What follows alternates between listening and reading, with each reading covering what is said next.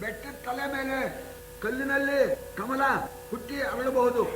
ಈ ಸಜ್ಜನರಿದಾರಲ್ಲ, ಅವರು ಹೇಳಿರ್ತಕ್ಕಂಥ ಮಾತೇನಿದೆಯೋ ಅದನ್ನ ಎಂದೂ ಕೂಡ ತಪ್ಪತಕ್ಕಂಥವರಲ್ಲ, ನುಡಿದು ಎರಡನ್ನ ಆಡ್ತಕ್ಕಂಥವರಲ್ಲ, ಮನೋವಾಕ್ಕಾಯ ಕರ್ಮದಿಂದ ಅಂತ ಈ ಮಾತನ್ನು ಒತ್ತಿ ಹೇಳ್ತಾ ಇದ್ದಾನೆ. ಏನಪ್ಪ, ಜೂಜಾಡ್ಬೇಕಾದ್ರೆ ಏನು ಮಾತಾಗಿರೋದು?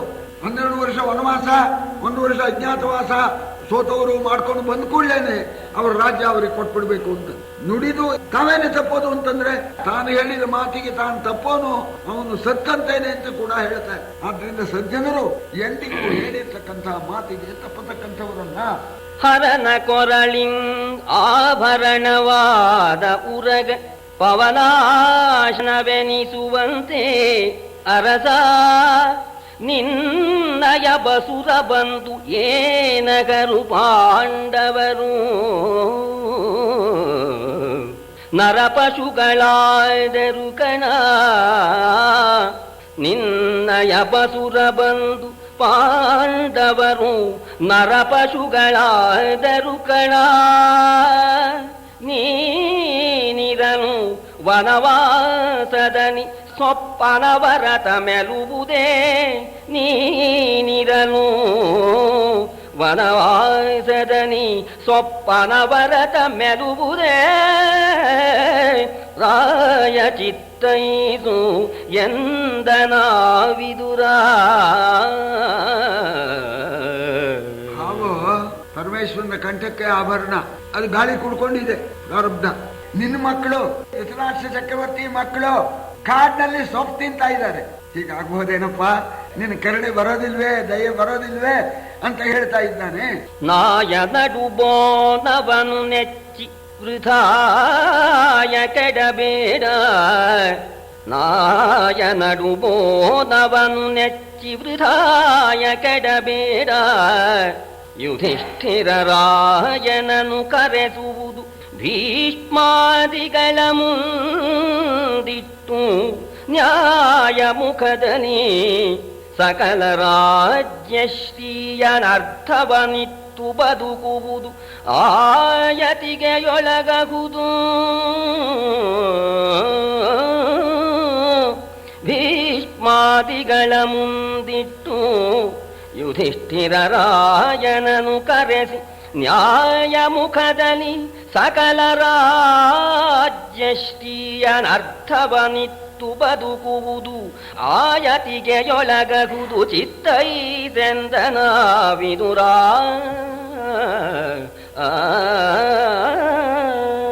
ನಾಯಿ ತಲೆ ಮೇಲಿನ ಬುತ್ತಿ ಅಂತ ಗಾದೆ, ಅದೇನು ಗಾದೆನೋ ಏನು? ನಾಯಿ ತಲೆ ಮೇಲೆ ಬುತ್ತಿ ನಿಲ್ಲೋದಿಲ್ಲ ಅಂತ ಏನು? ನಾಯಿ ತಲೆ ಮೇಲಿನ ಬುತ್ತಿ ಅಂತೆ ಇರ್ತಕ್ಕಂಥ ಈ ರಾಜ್ಯವನ್ನ ನೆಚ್ಕೊಂಡ್ಬಿಟ್ಟು ನೀನು ಕೆಡಬೇಡ. ಧರ್ಮರಾಜ ಧರ್ಮಮೂರ್ತಿ ಅವನಿಗೆ ಹೇಳ್ ಕಳಿಸು, ಅವರು ಬರ್ತಾರೆ. ಭೀಷ್ಮಾದಿಗಳನ್ನ ಮುಂದಿಟ್ಕೊಂಡ್ಬಿಟ್ಟು ನೀನು ಅಷ್ಟು ಕೊಡಬೇಡ. ಈ ರಾಜ್ಯಶ್ರೀಯಲ್ಲಿ ಅರ್ಧವನ್ನ ನೀನು ಕೊಟ್ಬಿಟ್ರೆ ಇದರಿಂದ ಉತ್ತರತ್ರ ನಿನಗೆ ಒಳ್ಳೇದಾಗತ್ತೆ ಅಂತ.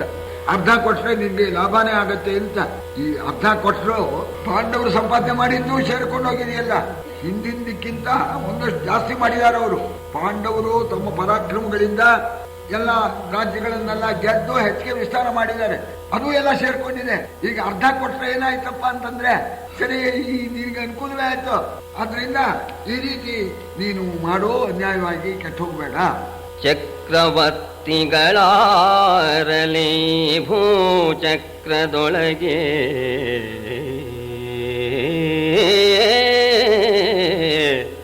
ಚಕ್ರವರ್ತಿಗಳಾರಲೇ ಭೂಚಕ್ರದೊಳಗೆ ಅವರಿಗೆ ಮುರಾರಿಯ ಚಕ್ರವೇ ಬೆಸಗೈವುದಲ್ಲದೆ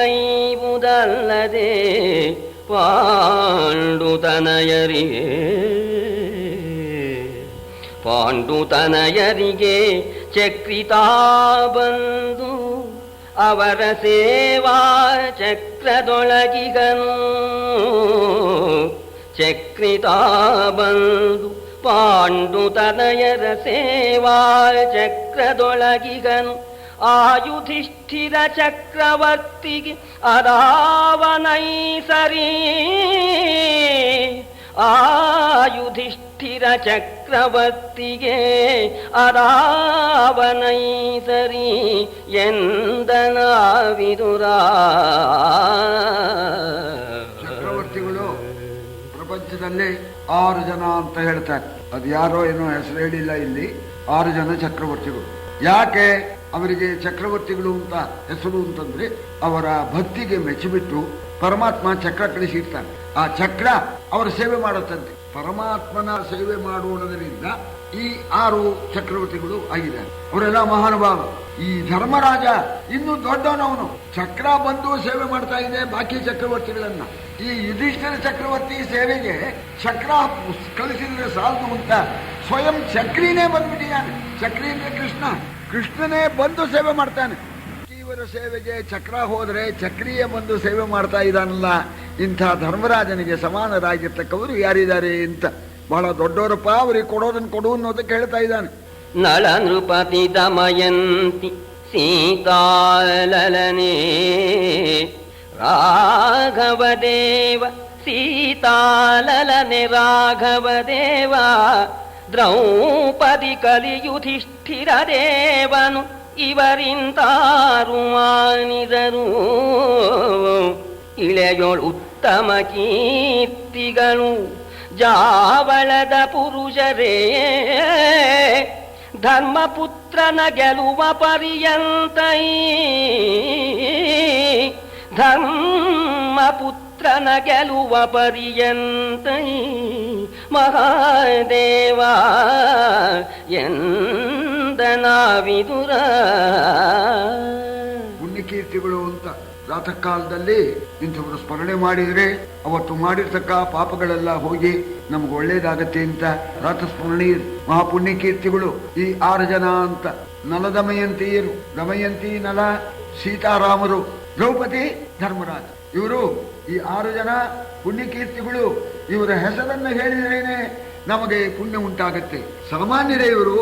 ಶಿವ ನಾ ಬೇರೆ ಕಾಣೆಪ್ಪ, ಇಂಥ ಧರ್ಮರಾಜನ ಗೆಲ್ಲೋದಕ್ಕೆ ಸಾಧ್ಯವೇ? ಇಂಥ ಧರ್ಮರಾಜನ್ನ ನೀನು ಹೇಗಪ್ಪ ಗೆಲ್ತೀಯ?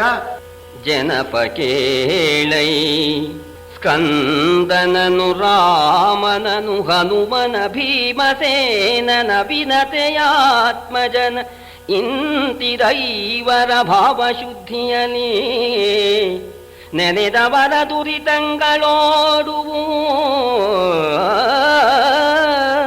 ಸ್ಕಂದನನು ರಾಮನನು ಹನುಮನ ಭೀಮಸೇನನ ವಿನತೆಯಾತ್ಮಜನ ಇಂತಿರೈವರ ಭಾವಶುದ್ಧಿಯಲಿ ನೆನೆದವರ ದುರಿತಂಗಳು ಓಡುವವೆನನು. ನೀವೀ ಪವನ ಪುತ್ರನನು ವರದೊಳೆಂತ ಕಟ ಜಯಿಸುವಿರಿ.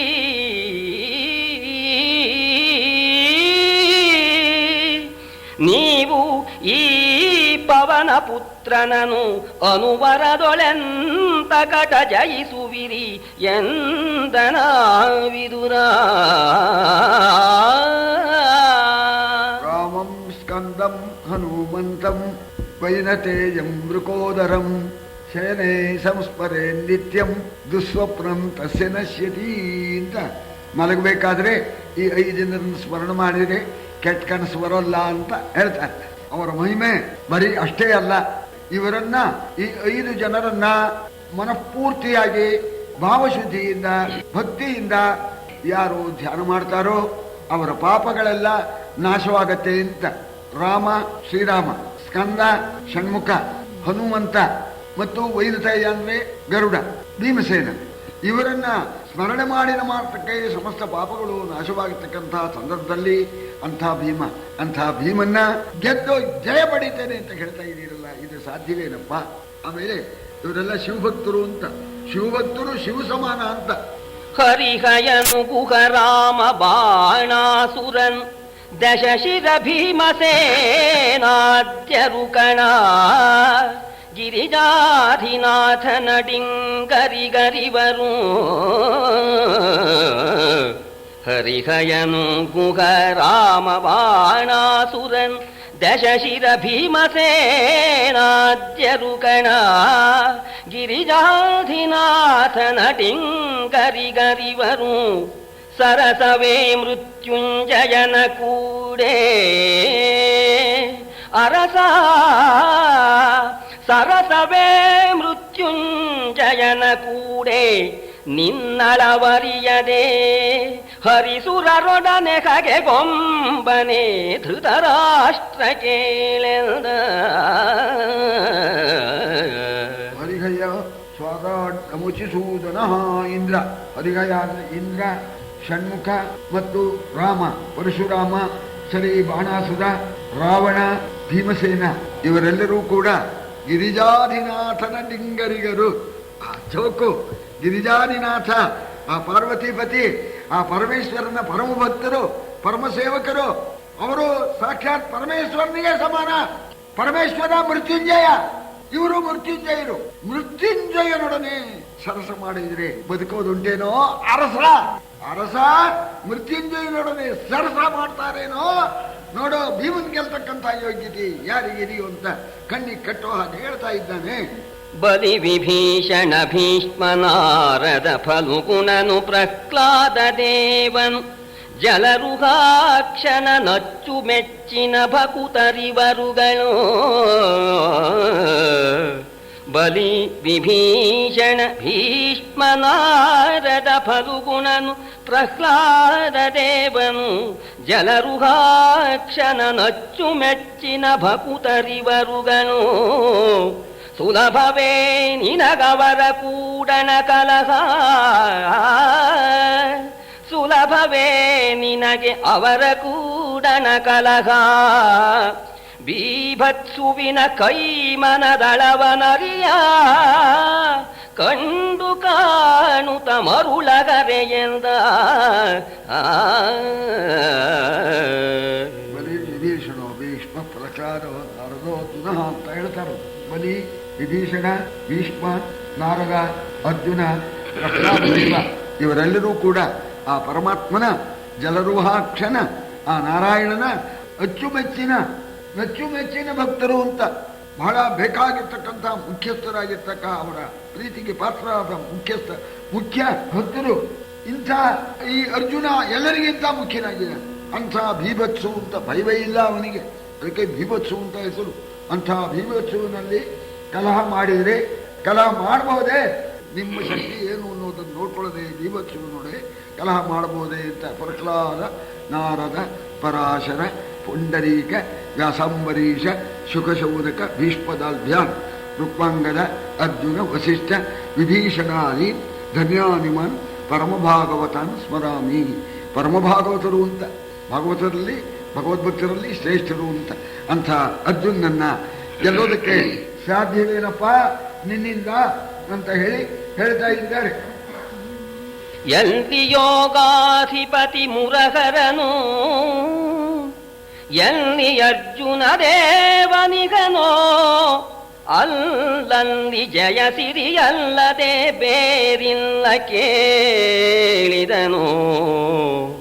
ಬಲ್ಲವರು ಬಲ್ಲರು ಕಣ, ಬಲ್ಲವರು ಬಲ್ಲರು ಕಣ, ನೀನಿಂದಿ ಪಾಂಡು ಕುಮಾರರಿಗೆ ಸರಿಯಿಲ್ಲ, ನೀನಿಲ್ಲಿ ಪಾಂಡು ಕುಮಾರರಿಗೆ ಸರಿಯಿಲ್ಲ. ಬಲ್ಲೈ ಹಿಂದೆ ಬಂದ ವಿಪತ್ ಪರಂಪರೆಯ.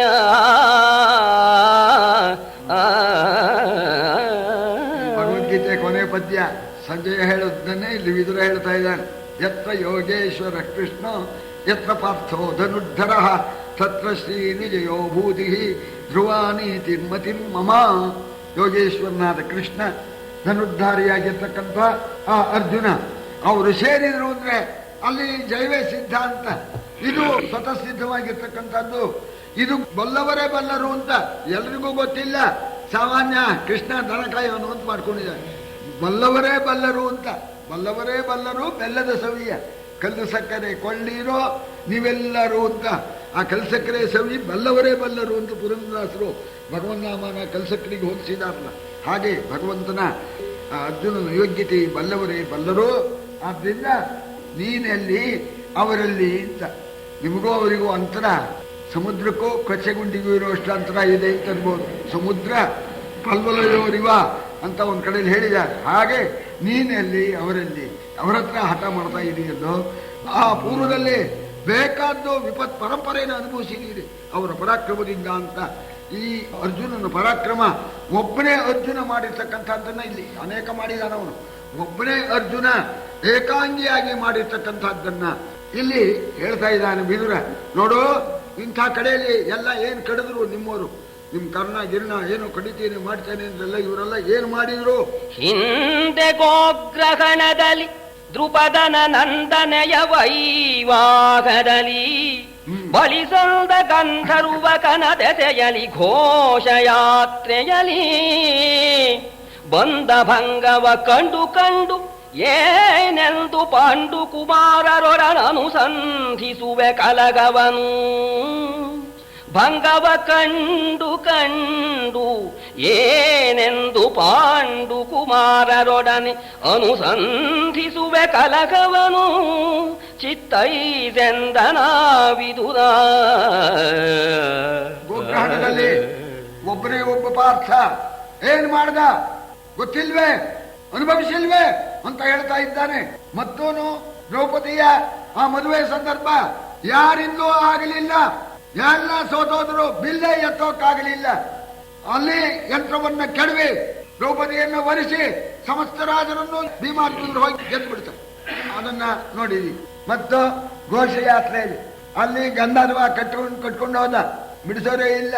ಆಗ ಅರ್ಜುನ ಒಬ್ಬನೇ ಹೋಗಿ ಗಂಧರ್ವನ ಗೆದ್ದು ಬಿಡಿಸಿದ್ದಾನೆ. ಇದೆಲ್ಲ ಇಂಥ ಭಂಗಗಳನ್ನೆಲ್ಲ ಕಂಡು ನೀನು ಮತ್ತು ಆ ಪಾಂಡು ಕುಮಾರನಿಗೆ ಕೊಡೋದಿಲ್ಲ, ನಾನು ಯುದ್ಧನ ಸುಳ್ಳು ಮಾಡ್ತೇನೆ, ಸಂಧಿಯಿಂದ ಕೊಡೋದಿಲ್ಲ ಅಂತ ಹೇಳ್ತಾ ಇದೆಯಲ್ಲೋ. ಬುದ್ಧಿ ಇದೆ ಅಂತ ಹೇಳೋಣ, ಬುದ್ಧಿ ಇಲ್ಲ ಅಂತ ನೋನು, ಹುಚ್ಚ ಅಂತ ನೋನು, ಬೆಪ್ಪ ಅಂತ ನೋನು, ಸ್ವಲ್ಪ ವಿಚಾರ ಮಾಡಿ ನೋಡು ಅಂತ ಹೇಳಿ ಅವನು ಹೇಳ್ತಾ ಆ ವಿದುರ ಹೇಳ್ತಾ ಇದ್ದಾನೆ. ಈ ಪ್ರಕಾರವಾಗಿ ಸಕಲ ನೀತಿಯನ್ನು ಹೇಳಿ ನಿನಗೆ ಸುಖವಾಗಬೇಕು ಅಂತ ಇದ್ರೆ, ಪಾಂಡವರ ಮೇಲೆ ಪ್ರೀತಿ ಇದ್ರೆ ಅವರನ್ನು ಕರೆಸಿ ಅವರಿಗೆ ಕೊಡಬೇಕಾದ್ದನ್ನ ಕೊಡು ಅಂತ ಹೇಳೋಣ. ಆಗ್ಲಿಕ್ಕಣ ವಿದುರ, ಬಹಳ ಚೆನ್ನಾಗಿ ನೀತಿ ಹೇಳಿದೀಯಾ, ಮನಸ್ಸಿಗೆ ತುಂಬ ಹಿತವಾಯಿತು, ನೀವು ಹೇಳಿದಾಗ ಮಾಡಿಬಿಡ್ತೇನೆ ಅಂತ. ವಿದುರ ಇರೋವರೆಗೂ ಹೇಳಿದಾಗ ಮಾಡ್ತೇನೆ ಅಂತ. ವಿದುರ ಆ ಕಡೆ ಹೋದ್ಕೊಳ್ಳೇನೆ ಅಪ್ಪ ಅಂತ ಮಗ ಬಂದ್ಕೊಳ್ಳೆ ಮುಗೀತು ಕಥೆ.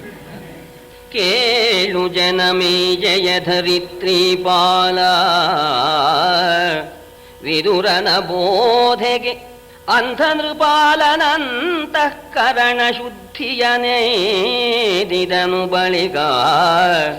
ಹೇಳು ಹೇಳು ಹೇಳಿನ್ನಾತ್ಮವಿದ್ಯೆಯ ಮೂಲ ಮಂತ್ರಾಕ್ಷರದ ಬೀಜವನು. ಹೇಳು ಹೇಳು ಆತ್ಮವಿದ್ಯೆಯ ಮೂಲ ಮಂತ್ರಾಕ್ಷರದ ಬೀಜವನು.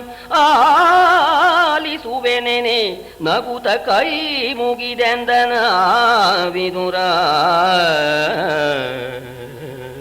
ವಿದುರ ಉಪದೇಶ ಮಾಡೋನು ಸಾಮಾನ್ಯ ಮನುಷ್ಯನಲ್ಲ. ಅಂಥ ಧೃತರಾಷ್ಟ್ರನ ಆ ಅಂತಃಕರಣವು ಕೂಡ ಶುದ್ಧವಾಗಿಬಿಡ್ತು. ಅಂತಃಕರಣ ಶುದ್ಧವಾಗಿಬಿಡ್ತಂತೆ ವಿದುರನ ಉಪದೇಶದಿಂದ. ಸರಿ ಕಣಪ್ಪ, ನೀ ಹೇಳಿದ್ ಸರಿ ಕಣಪ್ಪ ಅಂತ ಹೇಳಿ ಅಂತಃಕರಣ ಶುದ್ಧಿ ಹೊಂತು ಅಂತಂದ್ಮೇಲೆ ಧೃತರಾಷ್ಟ್ರನ ಅಂತಃಕರಣ ವಿದುರನ ಉಪದೇಶದ ಬೆಲೆ ನೋಡ್ಕೊಳ್ಳಿ. ಇಷ್ಟೆಲ್ಲ ಆದ್ಮೇಲೆ ತುಂಬಾ ಸಂತೋಷವಾಗಿಬಿಟ್ಟು, ವಿದುರ ಬಹಳ ಅಂತಃಕರಣ ಶುದ್ಧವಾಗಿಬಿಟ್ಟಿದೆಯಪ್ಪ, ಆತ್ಮವಿದ್ಯೆನು ಹೇಳಿಬಿಡು, ಮುಕ್ತಿ ಮಾರ್ಗಕ್ಕೆ ಹೋಗಿಬಿಡ್ತೀನಿ, ನಿನ್ನ ಬಾಯಲ್ಲಿ ಬಂದುಬಿಡ್ಲಿ ಆ ಆತ್ಮ ವಿದ್ಯೆ, ಆ ಮೂಲ ಮಂತ್ರಾಕ್ಷರವನ್ನು ಉಪದೇಶ ಮಾಡು ಅಂತ ಹೇಳಿ ವಿದುರನ್ನ ಕೇಳ್ಕೊಂಡ. ಆಗ ವಿದುರ ಹೇಳ್ತಾನೆ, ವಿದುರನಿಗೆ ಜ್ಞಾನ ಇದೆ, ಆದರೂ ಕೂಡ ತಾನು ಹೇಳ್ತಕ್ಕಂಥದ್ದು ನ್ಯಾಯವಲ್ಲ ಅಂತ ಹೇಳಿ ಅವಧರಿಸು ಪರತತ್ವ ವಿದ್ಯಾ ವಿವರ ಭೇದವನು ಅನ್ಯ ಜಾತಿಗಳ ಬಗೆ ಸಲುವುದೇ. ಮುನಿವರನ ಕರುಣೋದಯದಲಹುದು ಅವರಿವರುಗಳ ಮುಖದಲ್ಲಿ ಇದು ಸಂಭವಿಸುವುದೇ.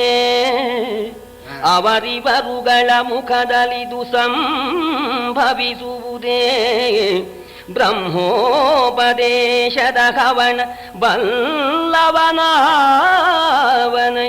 ಅಷ್ಟಕೇಲೆಂದ. ಪರತತ್ವ ವಿದ್ಯಾ, ಬ್ರಹ್ಮವಿದ್ಯಾ, ಈ ವಿದ್ಯೆನ ಹೇಳಿ ಕೇಳ್ತಾ ಇದೀಯ. ನಾನು ಅನ್ಯ ಜಾತಿಗ ಶೂದ್ರ ಸ್ತ್ರೀಯಲ್ಲಿ ಹುಟ್ಟಿದವರು, ಕ್ಷತ್ರಿಯನಾಗಿರ್ತಕ್ಕಂತಹ ನಿನಗೆ ನಾನು ಆ ಬ್ರಹ್ಮವಿದ್ಯೆಯನ್ನ ಹೇಳೋದು ನ್ಯಾಯವೇ, ಉಪದೇಶ ಮಾಡತಕ್ಕಂಥದ್ದು ನ್ಯಾಯವೇ? ಇದು ಮುನಿಗಳ ಕರುಣೆಯಿಂದ ಆಗಬೇಕು ಅಂತ ನಾನು ಉಪದೇಶ ಮಾಡೋ ಹಾಗಿಲ್ಲ.